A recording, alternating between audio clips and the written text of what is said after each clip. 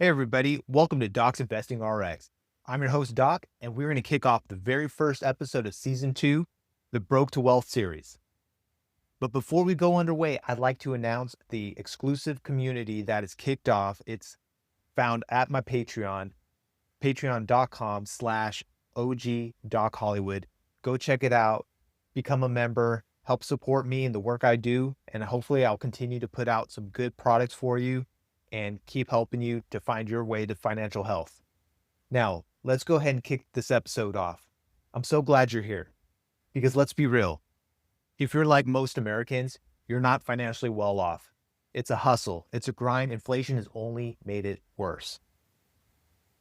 Did you know that 1 in 4 Americans are living paycheck to paycheck? More than 95% of their check is being used on necessities.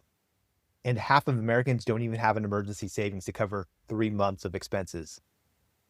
So with those kind of odds, the chances are that maybe you or someone you know is literally broke. And if that's you, I want you to take a deep breath right now because you are not alone. You are not broken. And this moment, it's not the end of your story. It's just the starting line. So this whole podcast series is about transformation. It's walking together from broke to wealthy, from being stressed out and stuck to being confident, free, and in control of your money.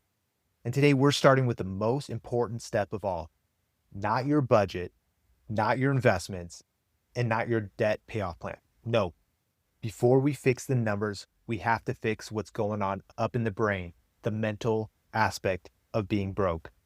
Because money isn't just math. If it were, all of us would already be millionaires. Money is emotional. It's mental. It's tied up in our past, our fears, and our identity. And until we reset that, nothing else is going to stick. Nothing's going to work. So let's start with a basic question. Why do finances feel so hard? You realize that most of divorces have to do with finances? Think about it. How many nights have you lost sleep over bills? Or how many fights have you had with a partner or family member about money? How many times have you avoided opening a bill because you just didn't want to deal with it? Pretend it's not there and just come back to it later. If you've done any of those things, that's not failure. That's the normal result of being human in a system that doesn't make money simple. The whole system is actually built against us. When you have money set aside, it's easier to make money, right? Stocks require an initial investment, and that's how you can build wealth through compounding. And here's the kicker. When money feels difficult to obtain, we internalize it. We start to think, maybe it's just me. Maybe I'm not cut out for this. Maybe I'll just always be broke. Maybe you're thinking right now, Doc, I don't think I'll ever get ahead. Every time I make a little progress, life just smacks me down. The car breaks, my kid gets sick, something happens. And what I want to say is that doesn't mean you're bad with money. It just means you're human, right? You're living life. These things happen. It means you're surviving. But surviving and thriving are two different modes.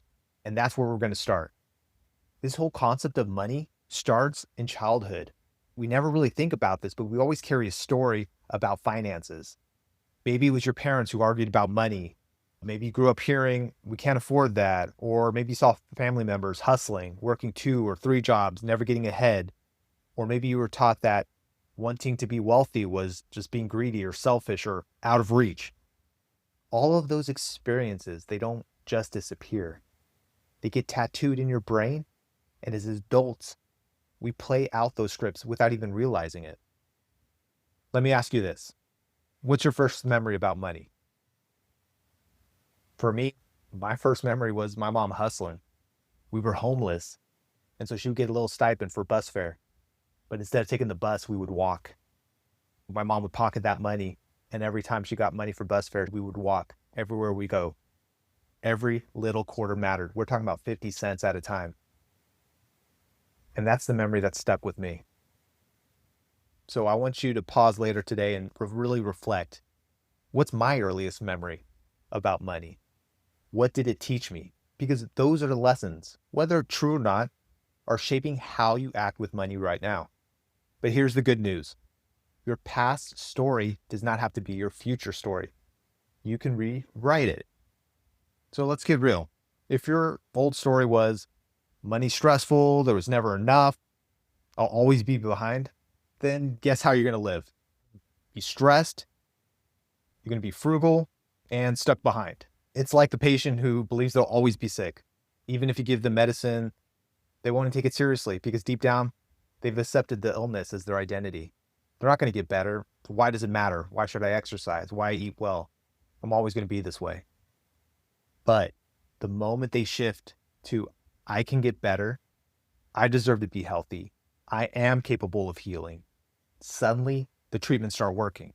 It's because their brain isn't fighting against them anymore. It's not that mental blockade against progress. So please, I want you to do that after this podcast. Take out your notebook or phone, write this down. What is your money story? The unfiltered, raw version. All right? Maybe it does sound like I'm always broke. I'll never get ahead. I suck at money. And then I want you to write your new story. What is it that's going to change for you? Even if it's cheesy or fake right now. Something like, I'm learning how to build wealth. Money flows to me because I know how to handle it. I am in control. That's simple rewrite. I promise you is more powerful than you think because it's planting a seed. It's planting that confidence because you can change it. You will change it. And every choice you make after this is watering that seed. Okay, so let's talk about the shift. Survival mode to strategy mode. Survival mode sounds like this. I just need to get through this week. I'll deal with the bills later.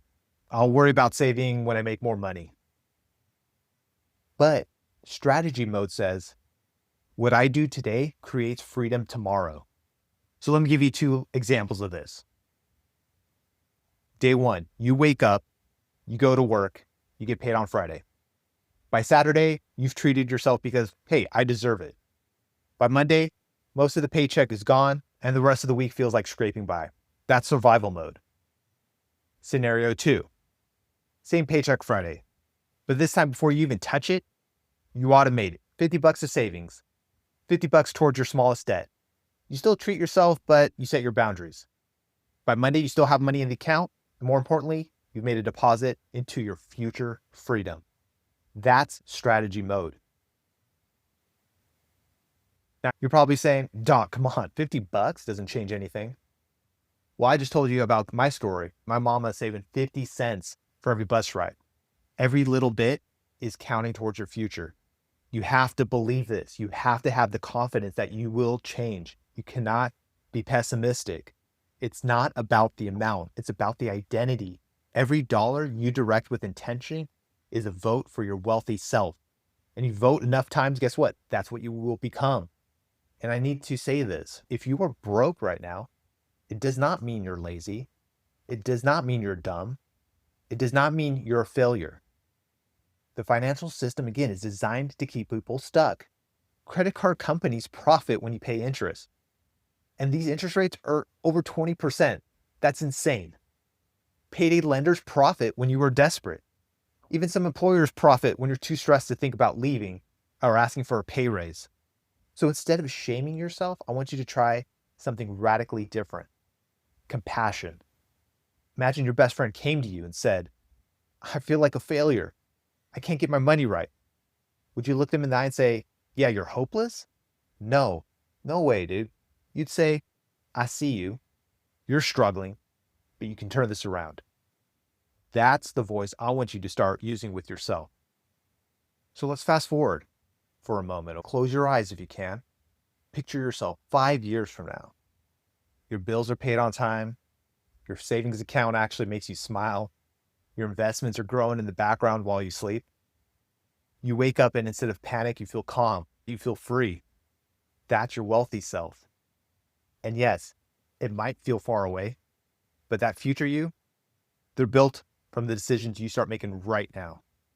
Every time you choose to open up your bank app instead of ignoring it, you're voting for that future self. Every time you put $10 into savings, you're voting for that future self. Every time you rewrite your money story, you're shaping that future self. All right.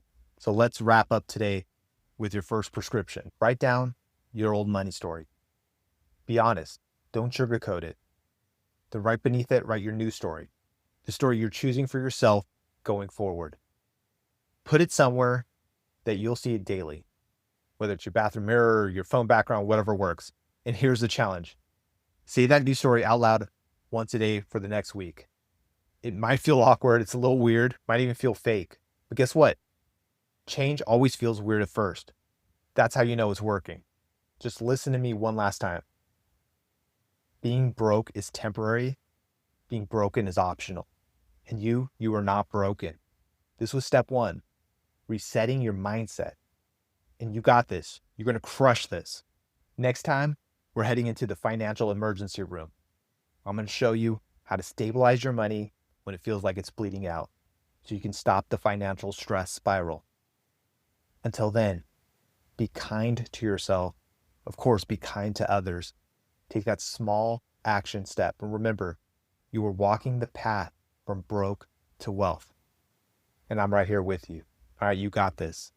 This is Doc. Until next time, take care of yourself.